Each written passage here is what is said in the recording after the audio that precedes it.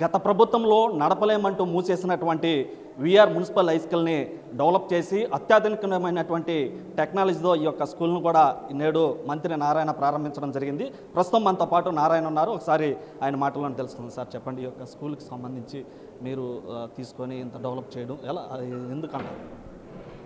ఈ స్కూల్లో నేను యాక్చువల్గా చదివానండి. 6వ తరగతి నుంచి 10వ తరగతి దాకా ఇదే కాలేజీలో 2 సంవత్సరాలు ఇంటర్మీడియట్ చదివాను.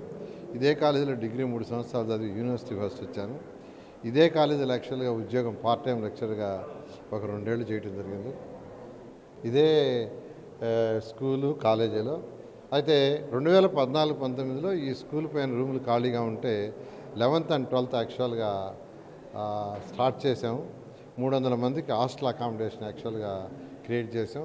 అందులో 150 మందికి నెల్లూరు కార్పొరేషన్ వాళ్ళకి, 150 మంది ఇతర జిల్లాల వాళ్ళకి కూడా ఇచ్చాను.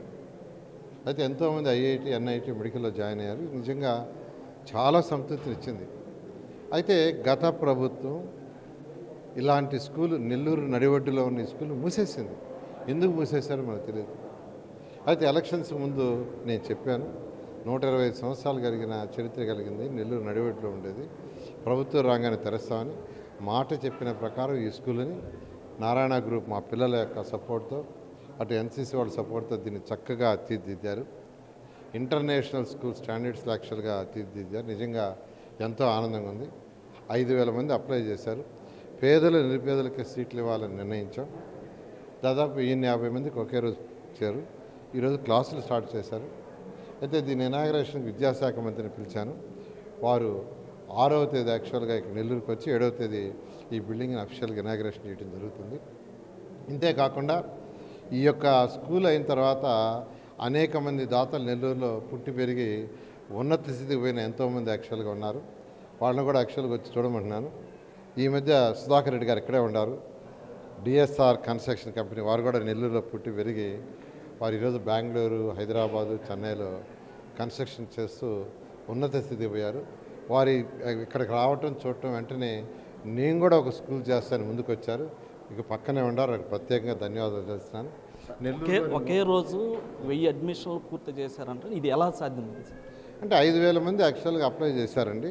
సచివాలయం స్టాఫ్ యాక్చువల్గా చేశారు. తర్వాత సచివాలయం స్టాఫ్ని స్క్రూటినైజ్ చేయమని మున్సిపల్ కమిషనర్ గారికి ఇన్స్ట్రక్షన్ ఇచ్చాను.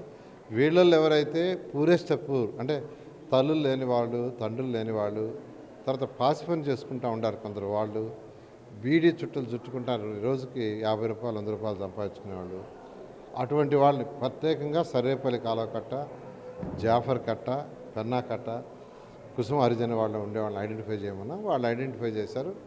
వాళ్ళని ఒక ఆదివారం యాక్చువల్గా last before Sunday Narayana group బస్సులే పంపించి వాళ్ళని పిలిపించి ఇక్కడ చూపించి ఆ రోజు ఇక్కడ హెడ్ మాస్టర్ గారు యాక్చువల్గా అడ్మిషన్స్ క్లోజ్ చేయడం జరిగింది. ఇటు మొత్తం మీద కూడా ఏదైతే గతంలో నడపలేమంటూ కూడా మూసేసినటువంటి ఈ యొక్క విఆర్ మున్సిపల్ హై స్కూల్ని మళ్ళీ ప్రారంభించడం, ఈ యొక్క పేద మధ్యతరగతి కుటుంబాలు ఎవరైతే ఉన్నారో వారందరికీ చదువుని అందించేందుకు ఈ యొక్క స్కూల్ను కూడా ప్రారంభించడం జరిగిందని చెప్పి కూడా ఇటు మంత్రి నారాయణ చెప్తున్నారు. కెమెరామ్యాన్ మనోజ్తో సురేంద్ర, బిగ్ టీవీ, నెల్లూరు నుంచి.